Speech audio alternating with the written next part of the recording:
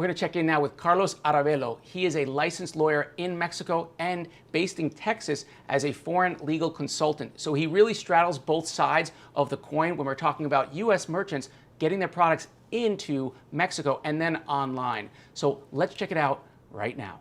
Carlos Arévalo, thank you for joining us today. It's a pleasure being here. Thank you for the invitation. Obviously, every time we speak, you have such an unbelievable amount of knowledge around U.S. merchant entry into Mexico. We really appreciate you coming out today talking about the 6 major considerations U.S. merchants need to have when they're going into Mexico to leverage Mercado Libre for online sales. So I think that the first thing is to truly understand the models, the different models that Mercado Libre offers for CBT, which is cross-border trade. And I think that's the first step to know what will be required from the sellers, right? So there's the regular CBT, the initial one that started several years ago by Mercado Libre, which involves a drop shipment of products from abroad, maybe from the US, other countries, into Mexico, to be delivered directly to the buyers with no warehouse in Mexico involved, right? This regime has its advantages, of course. You don't need to worry about non-compliance or labeling or certifications or non-tariff barriers. It has simplified duties that you can calculate depending on the value of the shipment, but it's only intended for shipments under $1,000. And it also has several restrictions, right? Liquids, creams, powders, anything that has a specific complication in identification of the products may be banned from this regime. And also, the key thing to consider is that this simplified regime is not intended to resell goods in Mexico. It's intended for the purchaser in Mexico just to receive the product without having the tax implication of a resale in Mexico. So in this case, of course, the individual consumer, for those watching at home, assumes the risk in the eyes of the government, and they're the individual importer of record, correct? Perfectly said. Yeah, correct. And when you say $1,000 per shipment, so what if somebody buys 5 different items that accumulate? Is it per package at the 1,000? Is that the essentially de minimis, or is it? Would you say that's the de minimis? Is that? Yeah, that's a correct term, of course. But if you're saying, is it per item or is it per package? It's per package. The current regulations stipulate that the air way bill, if you have one, if it's an air shipment, the value of that shipment is what is considered for the purposes of the limit, not the specific value of the goods. Great, thank you. Mercado Libre has evolved also into a second solution for cross-border trade, which is CBT Full. And CBT Full, or fulfillment by Mercado Libre, if we can call it that way, involves having the goods closer to the consumers, right? Because drop shipment involves a transit time from abroad into Mexico, customs processing per shipment, and that takes time, right? That's one of the disadvantages of this also. So how do we get the goods closer to the consumers? Fulfillment by Mercado Libre is a solution, right? They have warehouses in Mexico where they can even do deliveries in the same day or next day or in 2 days in most parts of the country. So that brings another level of potential for sellers in Mexico, of course. But it's important to understand what is expected from sellers when they participate in CBT Full, because it's a whole different set of rules that the ones that normally apply for simplified imports that are used by courier companies in these drop shipment solutions, right? There is no limit, of course, of $1,000 like you see in the simplified regime, because now you're importing bulk shipments. You're importing inventory that's going to be shipped down to the Mercado Libre fulfillment centers so you can sell them in Mexico. So that's a second factor that comes into play. You are now selling goods in Mexico. So it's important for sellers to understand that they're going to a new system that has a lot of benefits, but it has just a different set of rules that we have to play with, right? And that's our objective here to share some knowledge on these new regulations that will apply to these shipments. Great. Before we go to number 2, just so I understand from my discussions with Mercado Libre, you have to sell through your U.S. entity even if you're using a Mexican warehouse. That's the Mercado Libre Global Selling Program warehouse. to do fulfillment by Mercado Libre, correct? You can't sell through your Mexican-based entity. Okay, that's a great question because yes, Mercado Libre has two separate platforms. One is cross-border trade that is intended only for international companies, and it has a local platform only for Mexican companies. So CBT full and traditional CBT for drop shipments is the platform that is intended for international companies. That is why you cannot register or open an account in CBT with a Mexican company, because they would send you to the regular marketplace that exists for that purpose, right? Great. Thank you for that clarification. Mm-hmm. All right, number two. Going to the second key takeaway that normally I suggest sellers to begin with is the preliminary assessment of products. And this is crucial. We need to know what you're importing. In a simplified regime, you don't need to worry about this because courier companies use a general HTS code in order to import using the simplified regime. They don't need to analyze non-compliance, for example, but in these types of regular imports, if we can call them that way, formal entries, right?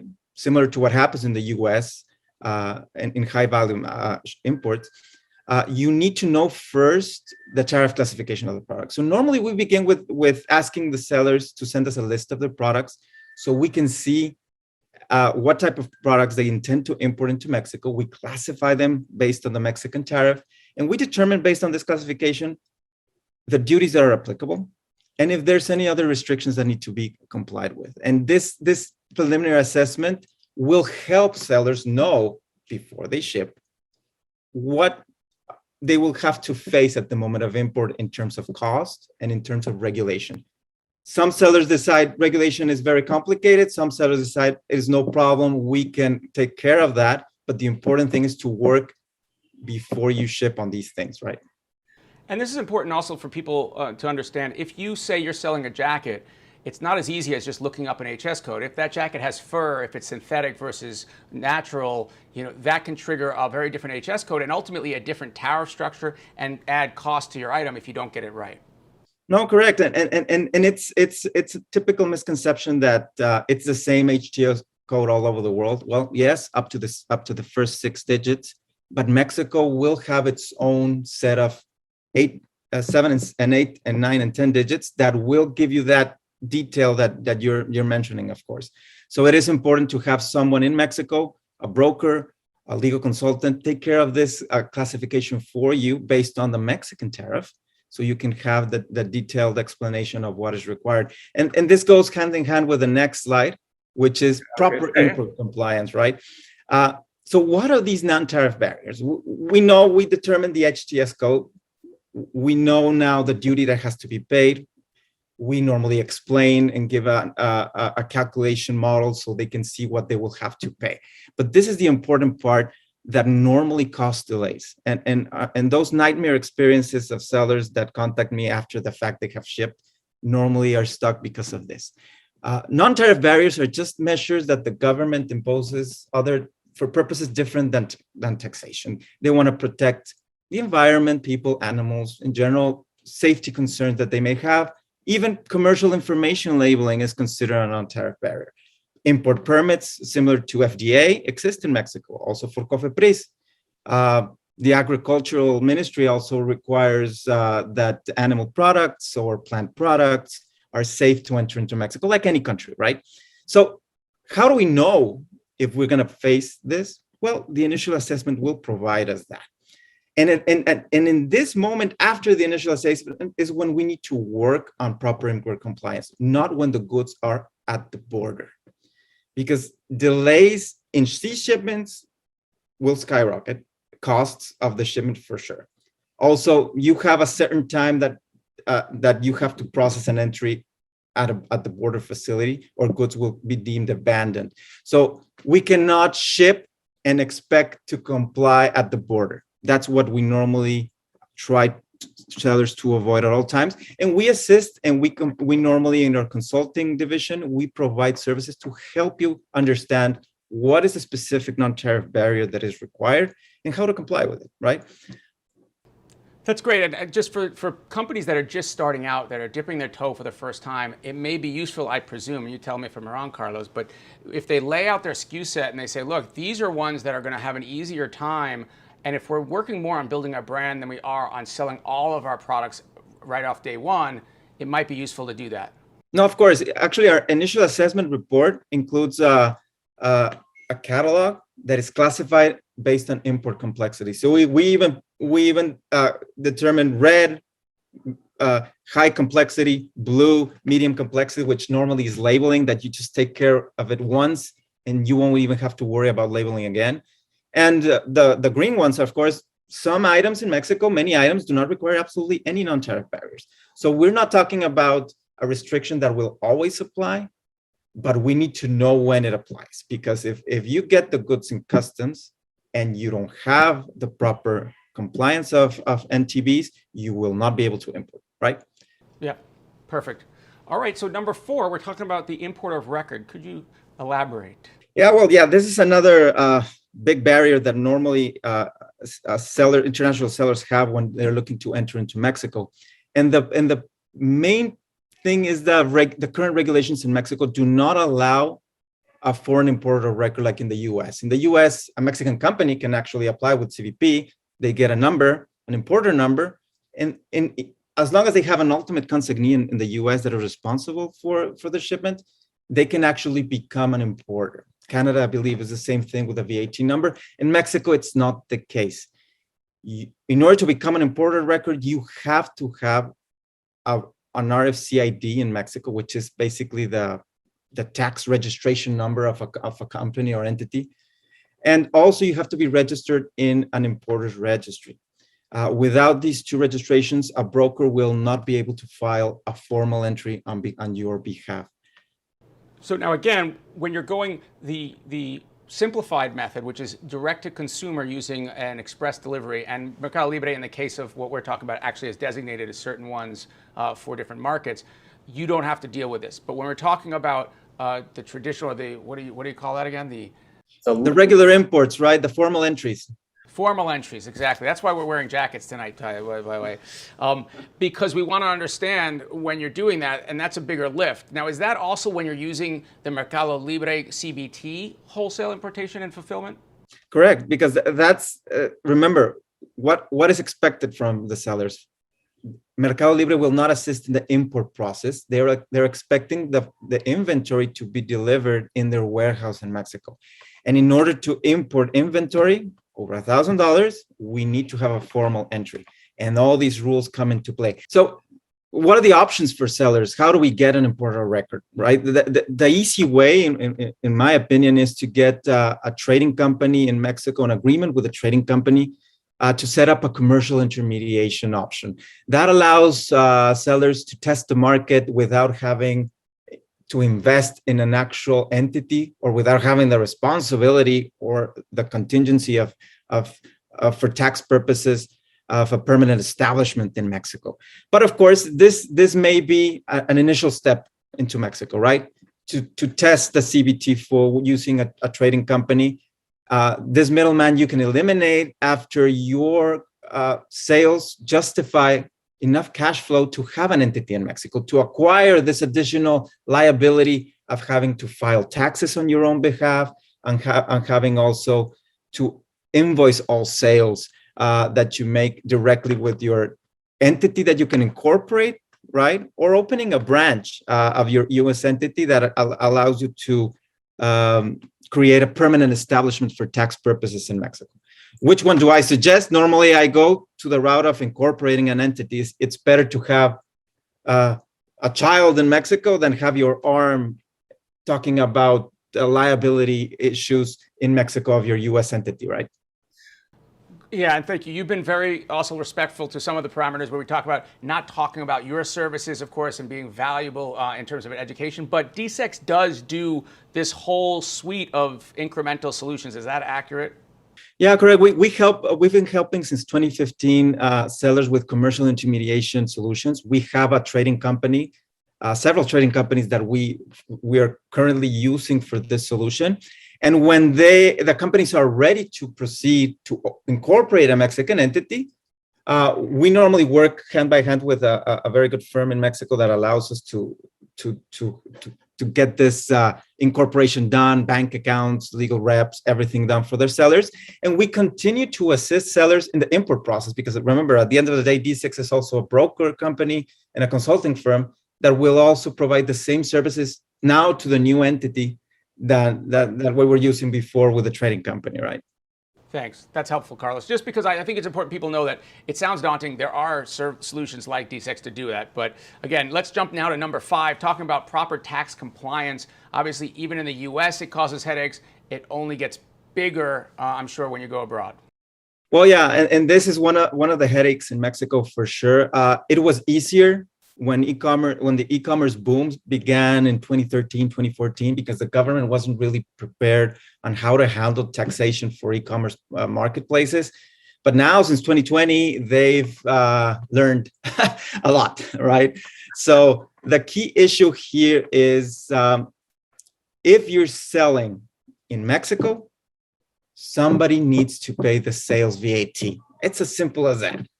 If you have a solution or you're working with a provider that does not pay the VAT, or you're not paying the VAT of the sales, something is wrong in the setup, right?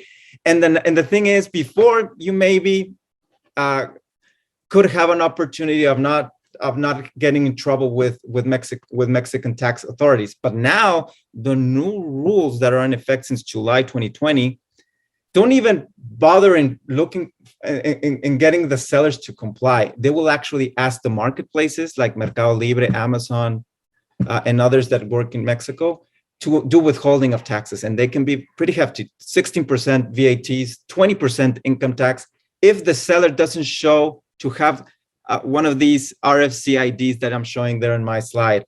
And that is crucial in order to have proper tax compliance. Just so I understand, if I'm selling, there's two options. I'm selling either direct from my US, that's a CBT, let's say light, where I'm fulfilling through an express.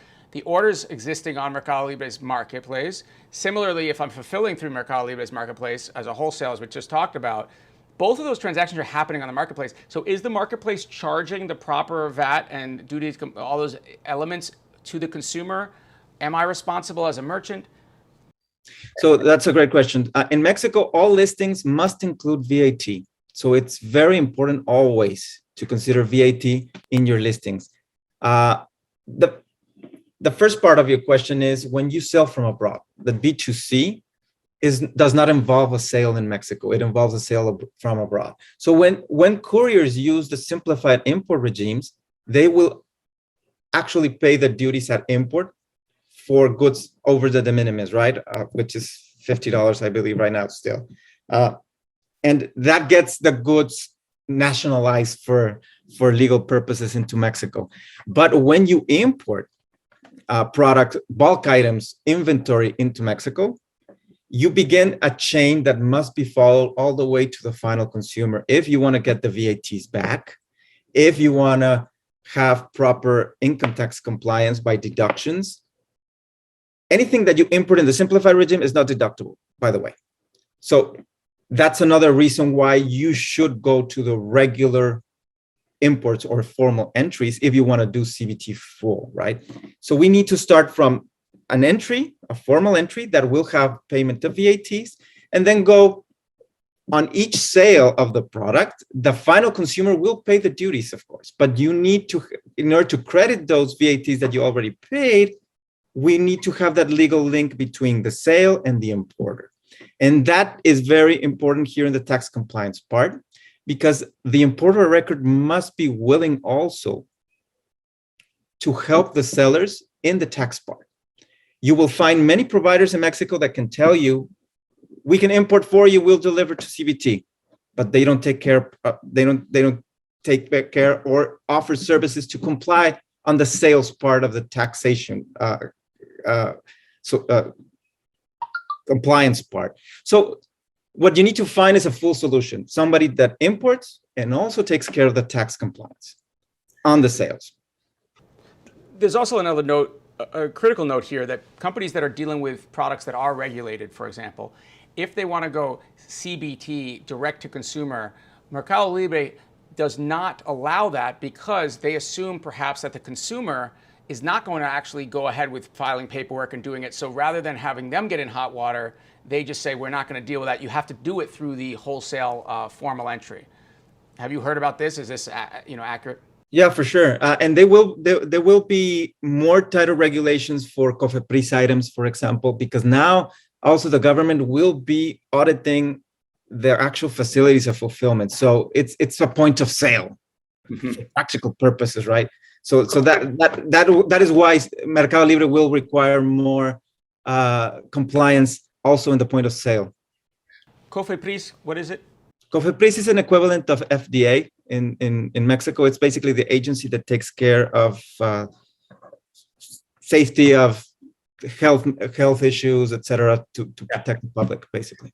So again, if you have items that are probably requiring FDA approval in the US, you probably require COFEPRIS more or less in Mexico.